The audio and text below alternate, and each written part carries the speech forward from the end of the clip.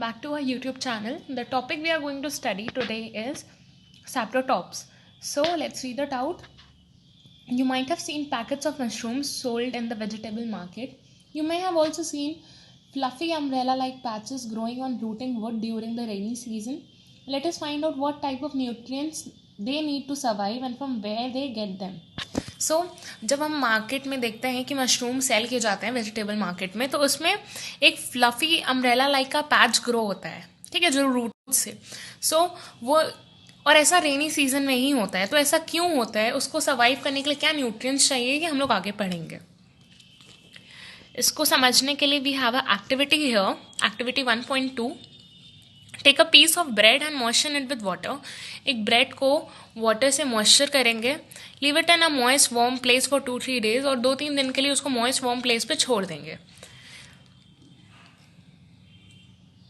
और until fluffy patches appear on them, और तब तक जब तक उसको, या फिर तब तक नहीं हटाएंगे 2-3 दिन तक, या फिर तब तक नहीं हटाएंगे जब तक उसमें फ्लफी पैचेस ग्रो ना हो जाएं, ठीक है.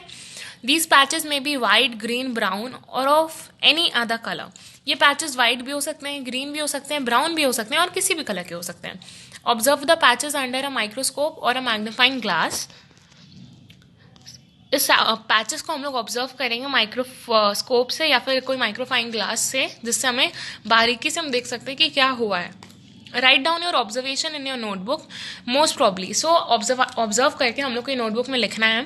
यहाँ पे भी एक ऑब्जर्वेशन दिया है, चलिए इसको पढ़ते हैं. Most probably you will see cotton like thread spread on the piece of bread.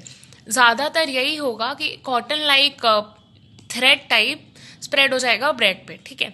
These organisms are called fungi. They have a different mode of nutrition. So ये जो उसके ऊपर थ्रेड लाइक स्ट्रक्चर आ जाता है उसको फंगी बोलते हैं, and इनका मोड ऑफ न्यूट्रिशन काफ़ी डिफरेंट होता है. तो चलिए पढ़ते हैं आगे क्या है. They secrete digestive juices on the dead and decaying matter and convert it into solution. So ये डाइजेस्टिव जूसेस सेक्रीट करते हैं डेड और डिकेइंग मैटर पे और उसको कन्वर्ट कर देते हैं सोल्यूशन में. Then they absorb the nutrients from it. तो जब वो सोल्यूशन बन जाता है तो ये फंगी उसमें से न्यूट्रिएंट्स एब्जॉर्व कर लेते हैं.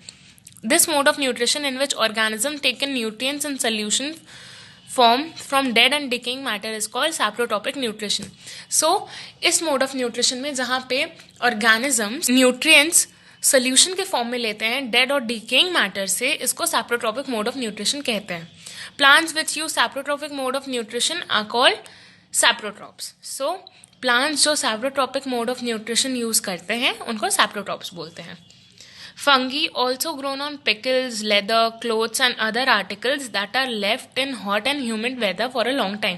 ये जो फंगी हैं ये पिकल्स में, लेदर क्लोथ्स में और ऐसे और भी बहुत आर्टिकल्स पे ग्रो करते हैं जब उनको गर्म और ह्यूमिड वेदर में बहुत ज़्यादा टाइम के लिए रख दिया जाता है.